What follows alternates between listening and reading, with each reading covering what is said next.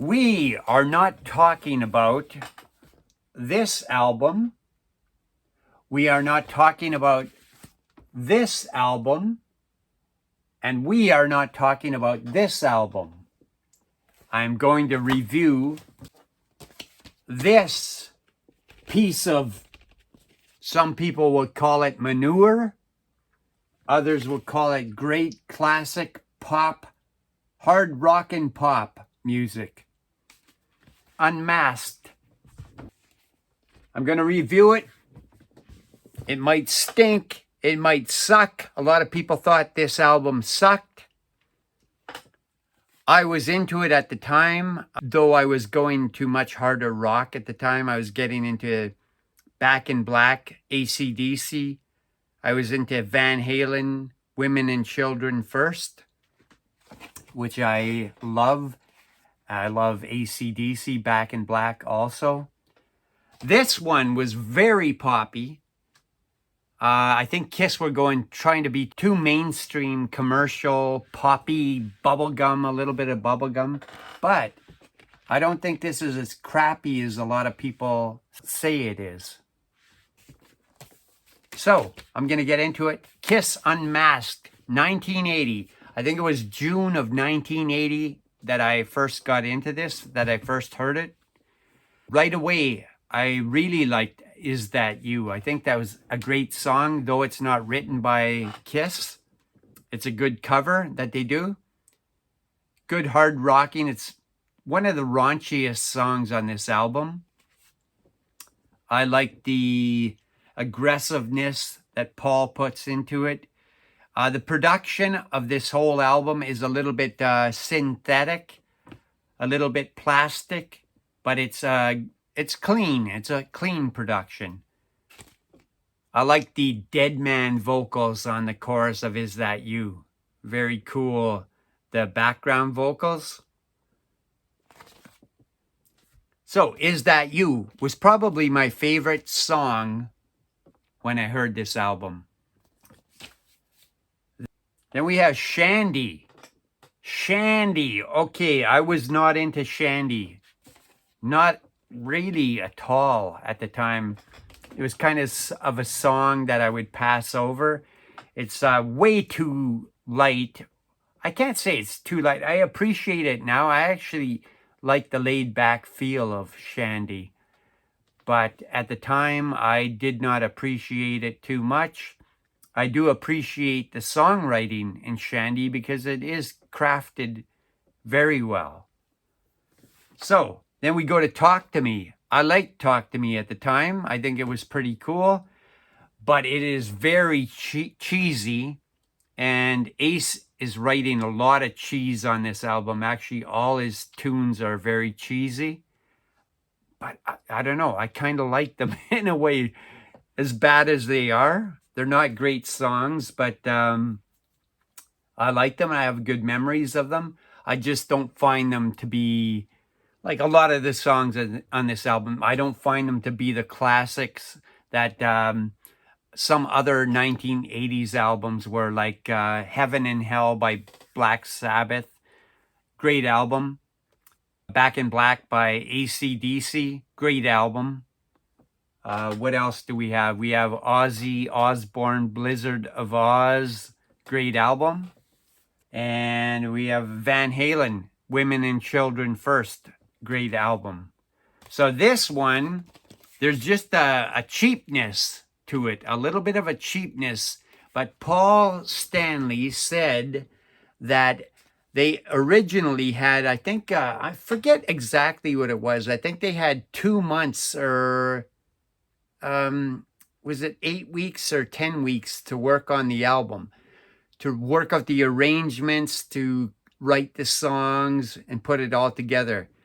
But they were cut short. I don't know what happened. I forget what happened, but the record company came in and they said something came up that cut their time short. So they were only allowed to, I think, record. I think they only had 2 or 3 weeks. I forget what it was, but it was much shorter than originally anticipated. So they had to rush Unmasked. I don't know how much better it would have been had they not rushed it. But then we move from Talk to Me, we go to Naked City. Naked City is probably the best original song. Not probably, I think it is on this album. I really do like I really do like Is That You a lot. But Naked City was written by Gene and some other dude. Gerald, or no, who's the guy? Vinny, what? Gene, Vinny Poncia, Pepe Castro, and Bob Kulick, according to Wikipedia, wrote Naked City. So, Naked City, I think, is a great tune. Great, great tune. I love it, man. It's really cool, really original, really unique, beautiful tune. So I think they hit it out of the park with that. Gene did and the band did. Great. Naked City. 2 thumbs up for that. When I first heard this album, What Makes the World Go Round, I didn't really like very much. It was kind of one that I passed over. I got into it a bit later, but do I think it's a great KISS song? No, I don't. Vinny Poncia writing with Paul Stanley again.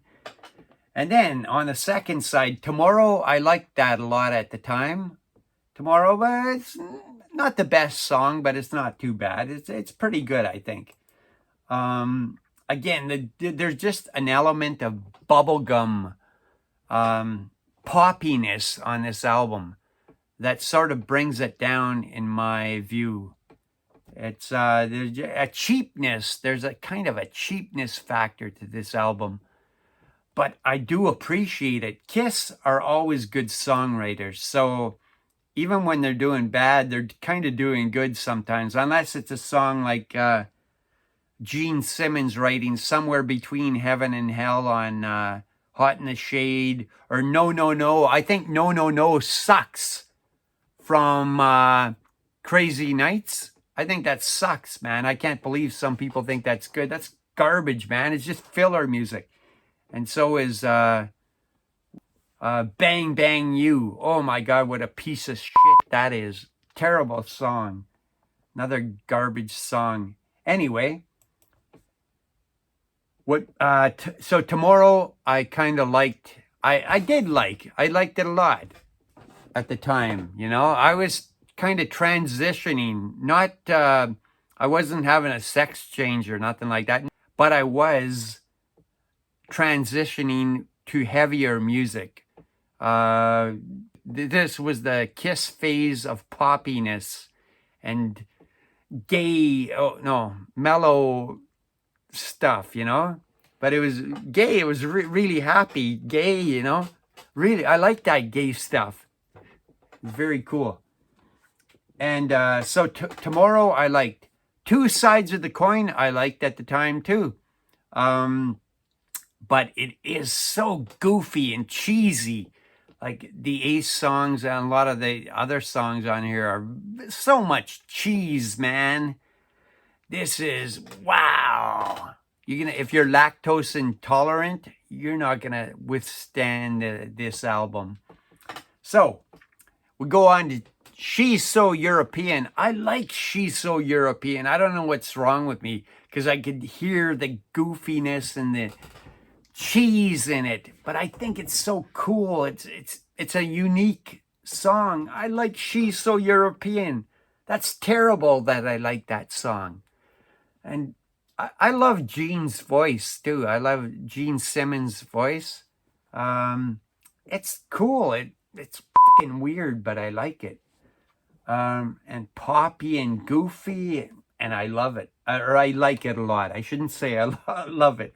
I'm drinking a little bit, so I might be over exaggerating some of this stuff. Easy as It Seems, I liked that at the time too, and I still like that song. I think it's good. I've always liked that. Very poppy again. We're getting into the it's not disco. Some people would call it, because of the funky bass line. That's not disco. It's pop, and it's a bit funky. But good song. A little bit of, yeah, a little bit soft in a way, but I like it. Torpedo Girl. Some cool stuff in there. Nice funky bass line that Ace supposedly played. I like Torpedo Girl. It's really goofy again. Really goofy, man. Kind of cheap in a way. But I do like Torpedo Girl. I do have some misgivings with it. It's not... It's definitely not. These are not top tier KISS songs. Or that really good ideas with a lot of these songs. Like Easy as It Seems. Naked City, Is That You? They have a lot of good stuff going on in there, but the arrangements and everything kind of brings them down. There's a plasticity to the production, which makes them even softer and more limp wrist, you know.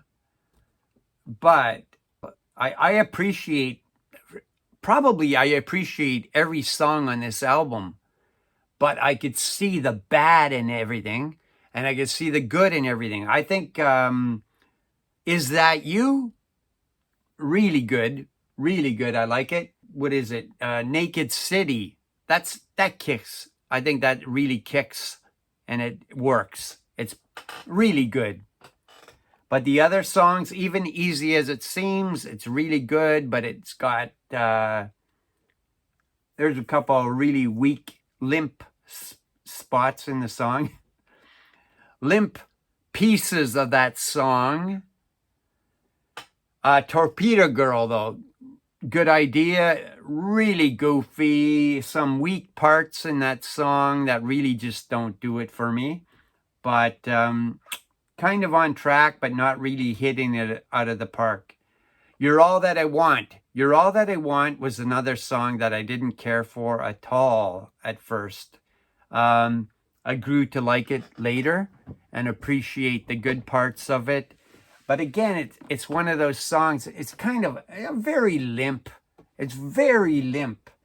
And it's really just not doing it for me.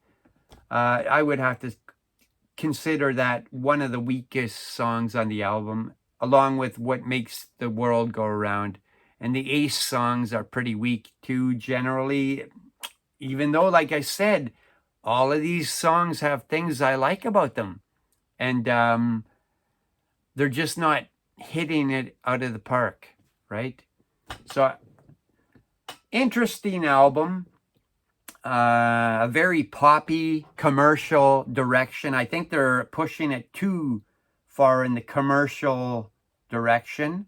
Did very well in Australia. The Aussies seem to really like this album. And I actually, as much as I'm dissing the album, I don't dislike it at all. I mean, I have a soft spot in my heart. A gentle, in the cockles of my heart. This is not, it's not, you know, it's not clogging up my arteries. So it's not too bad. I don't have heart disease from that album. I have some warm feelings towards it. So I'm giving this damn album, I'm going to give it, am I going to be generous or am I going to be harsh on it? If I was going to be very, very generous, I would give this album, I think I would give this album, geez, would I give it a 7? That's way too high, I think. There's just too many weak spots on there. So I think I would give it a 6.5 maximum. But I actually think I'll give it and minimally, I would give it a 4.5.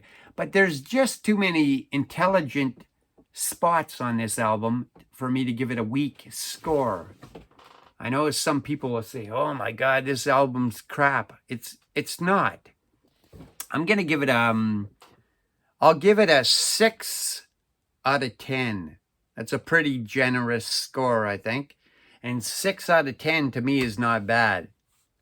Not bad at all. I think that's actually a decent score. It's a passing grade, you know?